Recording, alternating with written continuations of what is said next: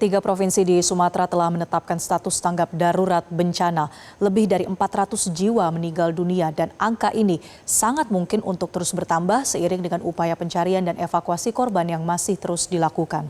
Di tengah duka yang dirasakan para korban yang kehilangan keluarga, mereka pun kebingungan di mana harus melanjutkan hidup setelah rumah bahkan ladang mereka disapu habis oleh banjir dan longsor.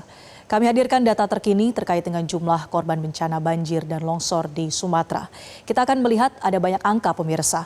Namun setiap dari mereka adalah warga negara, saudara-saudara kita yang sedang menderita akibat bencana yang mungkin juga adalah ulah manusia. Kita akan lihat data yang pertama pemirsa. Ini kami himpun dari rilis resmi BNPB per tanggal 30 November 2025 hari Minggu kemarin sampai dengan sekitar pukul 21 waktu Indonesia Barat. Di mana untuk di Provinsi Aceh ada 19 kabupaten kota yang terdampak oleh bencana banjir bandang dan juga longsor. Dengan 96 korban meninggal dunia dan 75 korban lainnya masih hilang. Korban terbanyak di Provinsi Aceh ini berasal dari Kabupaten Bener Meriah, Aceh Tenggara, dan Aceh Tengah. Sementara Aceh Tamiang menjadi salah satu wilayah yang sempat paling terisolasi atau tidak bisa diakses oleh transportasi maupun komunikasi. Kemudian kita lihat di Provinsi Sumatera Utara, pemirsa. Di mana untuk di Provinsi Sumatera Utara ini ada 15 kabupaten kota yang terdampak. Jumlah korban meninggal dunia di Provinsi Sumatera Utara ini yang terbanyak, yaitu ada sebanyak 217 korban tewas dan 209 lainnya masih dalam pencarian. Wilayah Tapanuli Tengah, Tapanuli Selatan, dan Kota Sibolga ini menjadi yang paling parah terdampak. Ribuan warga terpaksa mengungsi akibat rumah mereka rusak, akses jalan pun terputus. Bahkan kita lihat tadi ada begitu banyak warga yang kesulitan untuk mendapatkan bahan bakar minyak dan mengantri begitu panjang di SPBU. Kita lihat lagi di Provinsi Sumatera Barat, pemirsa.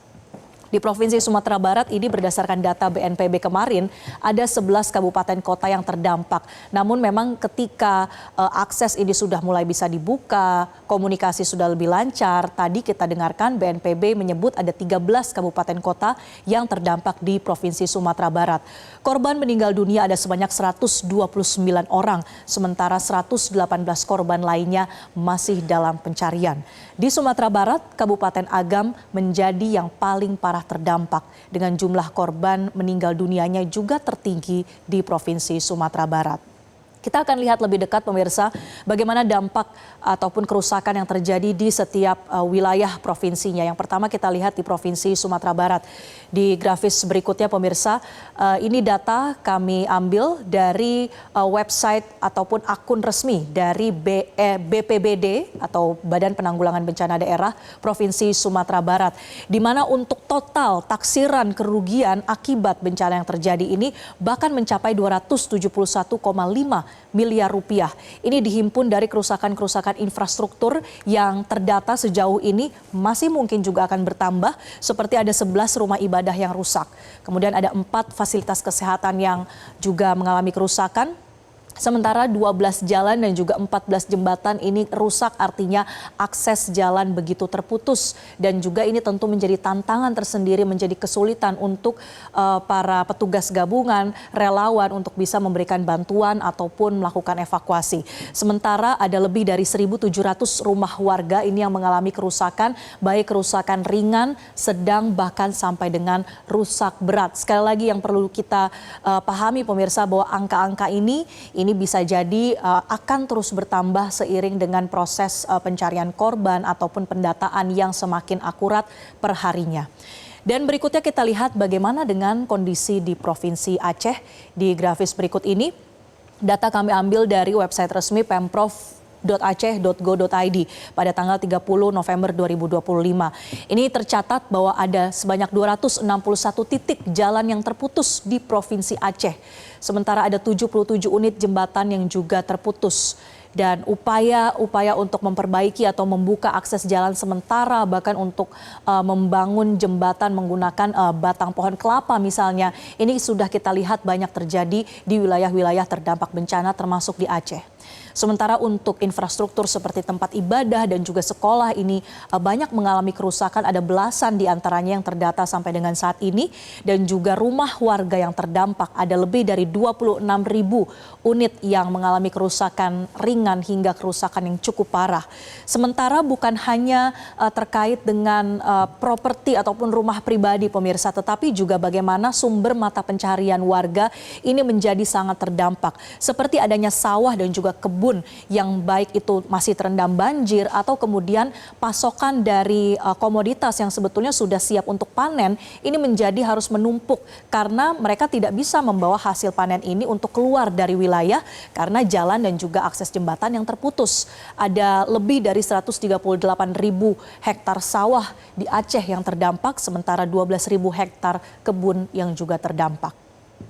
Selanjutnya kita lihat di Provinsi Sumatera Utara pemirsa, ini menjadi provinsi yang memang terdampak paling parah juga pada bencana kali ini, dan kerusakan terparah ini terjadi di Tapanuli Selatan, Sibolga dan juga di Tapanuli Tengah. Bahkan di hari-hari awal kita melihat di Kabupaten Tapanuli Tengah ini akses jalan betul-betul terputus antar kabupaten ataupun untuk bisa mendapatkan bantuan dari pusat kota di Sumatera Utara begitu.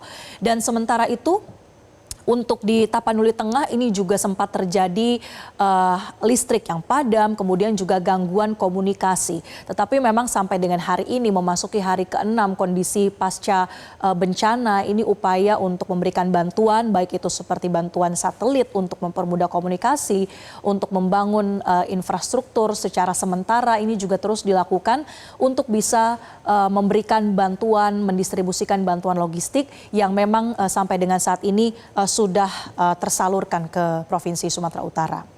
Dan pemirsa, kita lihat apa yang sebetulnya harus menjadi fokus baik itu untuk melakukan evakuasi ataupun pemenuhan kebutuhan para korban. Di slide berikutnya pemirsa, ini adalah daftar beberapa bantuan logistik yang memang sangat dibutuhkan oleh para korban bencana. Seperti kebutuhan-kebutuhan dasar atau kebutuhan primer yaitu pakaian dan juga makanan. Serta kebutuhan untuk mereka bisa beristirahat di tenda-tenda itu sangat membutuhkan adanya selimut, mungkin juga matras dan juga sebagainya. Termasuk obat-obatan ataupun alat kebersihan higienitas khusus baik untuk anak-anak, bayi ataupun bagi para perempuan. Sementara untuk pengiriman logistik ini sampai dengan saat ini ketika akses jalan darat belum terbuka atau belum diperbaiki maka terpaksa harus melalui udara maupun melalui jalur laut. Dan sementara itu seperti tadi kami sampaikan ini sudah ada dukungan jaringan dengan memberikan adanya satelit Starlink ini untuk di wilayah-wilayah yang terisolasi supaya akses komunikasi ini juga bisa terbuka di wilayah-wilayah terdampak bencana. Karena memang sampai dengan saat ini pemirsa dukungan bantuan ini terus mengalir seiring dengan masa tanggap darurat tingkat provinsi yang sudah ditetapkan dan akan berlangsung selama 14 hari. Dan untuk Anda pemirsa yang mungkin ingin mengetahui bagaimana kondisi keluarga yang berada di kampung halaman, baik itu di Provinsi Aceh, Sumatera Utara ataupun Sumatera Barat, atau mungkin yang ingin mencari informasi lebih lanjut, ini adalah beberapa kontak yang dapat Anda hubungi.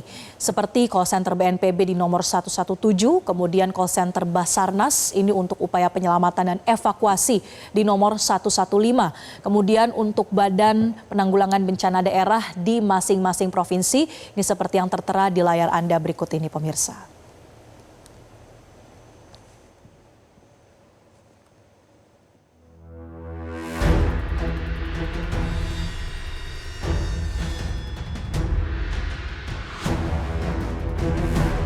Jelajahi cara baru mendapatkan informasi. Download Metro TV Extend sekarang.